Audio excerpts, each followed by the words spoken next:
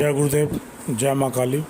आज फिर हाजिर हूँ मैं आपके सामने एक नई जानकारी लेके, एक नए मंत्र के साथ, एक नई साधना के साथ। तो आज हम जिस विषय पे बात करेंगे, यह मैं आज इसमें किसी प्रकार का कोई मंत्र नहीं दूंगा, लेकिन हाँ, मैं आप लोगों को इसमें ये बताता हूँ कि जैसे कई जो भक्तजन होते हैं, कई मित्र होते हैं हमारे, और उनमें सवारी आती है और वह बोलते हैं कि भाई हमारे सवारी, पहले हमारे सवारी आती थी, अब सवारी हमारे आती नहीं है, सवारी हमारी बांधी है, सवारी हमारी बन गई है, आती नहीं है। हम बहुत कोशिश करते हैं लेकिन सवारी आती नहीं है। तो सवारी बनने के कई कारण हो जाते हैं। तो कई ऐसे तांत्रिक होते हैं जो सवारी भी उतार लेते हैं किसी की। कई भगत ऐसे होते हैं जो सामने वाले की सवारी बांध देते हैं, उसको उतार के अपने पास रख लेते हैं उस शक्ति को।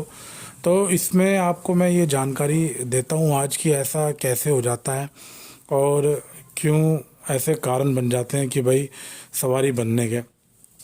तो सुने और ध्यान से सुने कि पहले तो यूँ होना चाहिए कि जिस व्यक्ति के अंदर सवारी आती है तो उस आदमी का रहन सहन, उसकी काया, उसका खान पान और लोगों से बिल्कुल ही अलग हो जाता है। अलग ही उसका रहन सहन रहता है। वो थोड़ा आम नागरिक से थोड़ा सा दूर हटके रहता है। उसका खाने पीने का, हर चीज़ का उसके परहेज होते हैं अपने। जैसा उसको उसके गुरु बताते हैं उस हिसाब से उसको रहना पड़ता है। तो जब आपके गुरु ने आपको कोई सवारी दे रखी है या कोई शक्ति आपको दे रखी है, अब शक्ति में भी दो तरीके से शक्ति मिलती है। या तो आप उसको साधोगे, उस शक्ति को साधना पड़ता है, या फिर आपके गुरु द्वारा आपको वो शक्ति दी जाती है। तो एक तरीका तो ये होता है। दूसरा जो तरीका होता है वो खुद ही देवी देवताओं की दया दृष्टि ऐसी बन जाती है कि खुद ही लोगों पे सवारी आने लग जाती है। तो ये भी एक कुदरत का करिश्मा है कि देवी देवता किसी के ऊपर इतने प्रसन्न हो जाते हैं कि वे खुद ही आने लग जाते हैं। कि मतलब उन्हें ना तो किसी गुरु से मिली होती है, ना ही उन्होंने किसी प्रकार की कोई साधना करी होती है, फिर भी उनके देवी देवता आते हैं। तो इस तरीके से देवी देवता आते हैं। तो मेरे कहने का मतलब यह है कि अगर किसी ने शक्ति, देवी देवता जो भी ले रखे हैं या उन पे सवारी आती है और गुरु के मार्गदर्शन में रह के ले रखे हैं, तो वह जो गुरु ने मार्गदर्शन दे रखा है, जो गुरु ने कर्म बता रखे हैं, वह उसी हिसाब से कर्म करें, उसी हिसाब से शक्ति को पूजा पाठ करें शक्ति का। एक तो मैं आप लोगों को ये बता दूं कि जिस व्यक्ति के अंदर शक्ति खेलती है या सवारी आती है, तो वह व्यक्ति हर किसी के पास ना जाए, किसी भगत के पास जाके अपनी पूछा ना ले, किसी भी मतलब किसी भी अपने गुरु के अलावा सिर्फ और सिर्फ गुरु के सामने ही उसको बैठना है। जो भी उस शक्ति के बारे में उसको पूछना है वो सिर्फ वह गुरु से पूछे, जिस गुरु ने उसको वो शक्ति दी है या जो गुरु उसने बना रखा है, सिर्फ उसके सामने बैठे और उसी से ही पूछे। ये नहीं कि कहीं भी आप किसी की भी चौकी पे जाके बैठ जाए, किसी की भी भगत के पास चले जाएं, किसी भी तांत्रिक के पास चले जाएं, उसके पास जाके बैठ जाएं, उससे पूछने लगें कि भाई ये हमारी शक्ति है, ऐसा है, यूँ है। इसका मतलब या तो आपको अपनी शक्ति पे भरोसा नहीं है। जब माई आपके पास आ रही है या कोई भी शक्ति आ रही है तो आपको उसके ऊपर आपको भरोसा नहीं है, आपका उस शक्ति पे संयम नहीं है। तो सबसे पहले तो यही नियम रखें कि किसी भी भगत के पास जाके आप ऐसे ना बैठे, उससे पूछा ना लें अगर आपके अंदर शक्ति है तो। और ना ही किसी भगत से कोई झाड़ा लगवाएं किसी भी प्रकार का। क्योंकि ये जो भगत लोग होते हैं, मैं ये नहीं कहता कि सारी भगत ऐसे हैं, भगत अच्छे भी हैं तो बुरे भी हैं। तो कुछ भगत ऐसे भी होते हैं जो सामने वाले को झाड़ा देने के रूप में या किसी और प्रकार पूजा पाठ के बताने के रूप में उसकी शक्ति को बांध देते हैं, उसकी चौकी को बांध देते हैं और उसको अपने पास रख लेते हैं। क्योंकि उनको पता लग जाता है सबकी इसके अंदर भाई कौन सा देवी देवता है, कौन सी शक्ति है। और व्यक्ति यूँ सोचता है कि भाई हमारी शक्ति बन गई है, हमारी शक्ति आ नहीं रही है। और शक्ति एक बार चली जाए तो बहुत मुश्किल होता है, गुरु के अलावा उसको वापस ला ही नहीं सकता वो आदमी। तो उसको बिल्कुल भी उस शक्ति को ला नहीं सकता, किसी भी प्रकार से नहीं ला सकता उस शक्ति को वापस। तो इसलिए जो भी गुरु मार्गदर्शन दे, इसलिए कहता हूँ कि गुरु का होना बहुत ज़रूरी है। गुरु के बिना किसी भी प्रकार का इस लाइन के अंदर तो बिल्कुल भी काम चल ही नहीं सकता, बिल्कुल भी नहीं चल सकता। तो बिना गुरु के तो ज्ञान ही नहीं है, तो इसलिए गुरु का महत्व है। तो गुरु जब भी कोई शक्ति देता है तो इसलिए गुरु की ज़रूरत है। दूसरा, जब आप एक तो किसी से झाड़ा ना लगवाए, किसी भी के पास जाके अपनी पूछा ना निकलवाए कि भाई हमारी शक्ति आती है, बोलती नहीं है, तो आप अपने गुरु से बात करें ना, और गुरु ही आपको मार्गदर्शन देगा। तो शक्तियों पे, और आपका शक्तियों पे भी इतना संयम होना चाहिए।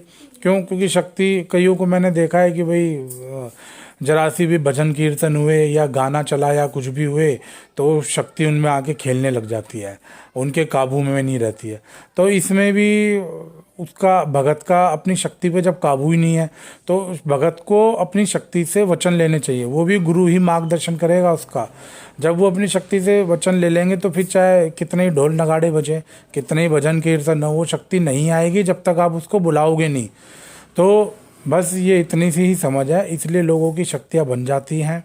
कई भगत भी ऐसे होते हैं, कई तांत्रिक ऐसे होते हैं जो शक्ति के लालच में आके लोगों की शक्तियाँ बांध देते हैं।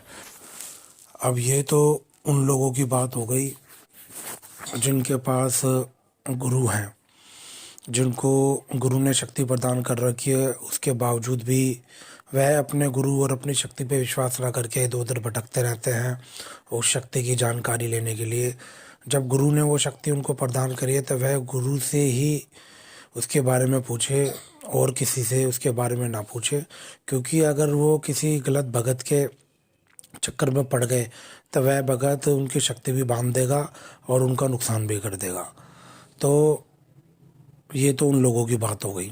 कुछ छोटे मोटे भगत भी ऐसे होते हैं जो नए नए भगत बनते हैं, वह भी ऐसी ही गलतियां कर देते हैं।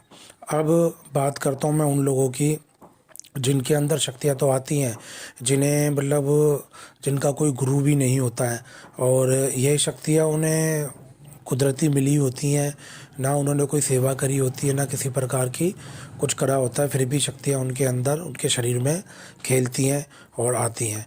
तो वह पहले ऐसे डरे रहते हैं कि भाई ये क्या है। वो उनका सबसे पहला सवाल यही होता है कि ये कोई भूत प्रेत या कोई नेगेटिविटी तो नहीं है।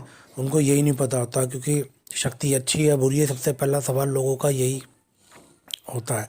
तो इसके लिए भी मैं आप लोगों को, उन लोगों को यही बताना चाहूँगा कि जब किसी में ऐसे शक्ति आती है जिसका कोई गुरु नहीं है तो उस व्यक्ति को सबसे पहले तो ये होना चाहिए कि किसी प्रकार से डरना नहीं चाहिए। मैं समझ सकता हूँ कि लोगों को डर जरूर लगता है, लेकिन फिर भी अपने आप में आपको हिम्मत रखनी है और एक अच्छा व्यक्ति जो एक अच्छा गुरु होता है उसकी आपको तलाश करनी है और उसी के मार्गदर्शन में आपको शक्ति का जो आह्वान करना है, जो भी आपको पूछा निकालनी है, उस गुरु के माध्यम से, उस भगत के माध्यम से आपको करना है। अब अच्छा भगत आप कैसे चुनेंगे, ये अब आपकी समझ और आपकी सोच होनी चाहिए। क्योंकि मैं यूँ नहीं कहता कि भाई यूट्यूब पे सारे जो भगत हैं वो सारे गलत हैं, कुछ अच्छे भगत भी हैं। तो लेकिन यूट्यूब की दुनिया इतनी बड़ी दुनिया है, इसमें से अच्छे भगत खोज निकालना बहुत मुश्किल और बहुत बड़ी बात है। तो आप अपने किसी जानकार से पता करें जो किसी भगत को जानता हो, काफ़ी समय से उसके पास जाता हो, उसकी समझ में वो अच्छा हो, तो उसके जानकारी, मतलब डायरेक्ट किसी भगत के पास ना जाए जिसको आप जानते ना हो, या यूट्यूब पे सर्च मार के आपने कोई भगत देख लिया और उसके पास चले गए, या गूगल के पास से या ऑनलाइन किसी भगत को देख लिया। तो जब तक उस भगत के बारे में आप जानते ना हो, जानकारी ना हो, जब तक उस भगत के पास ना जाए, नहीं तो वह भगत आपकी शक्ति भी बांध देगा और आपका नुकसान भी कर देगा। तो बस आज के लिए बस इतना ही।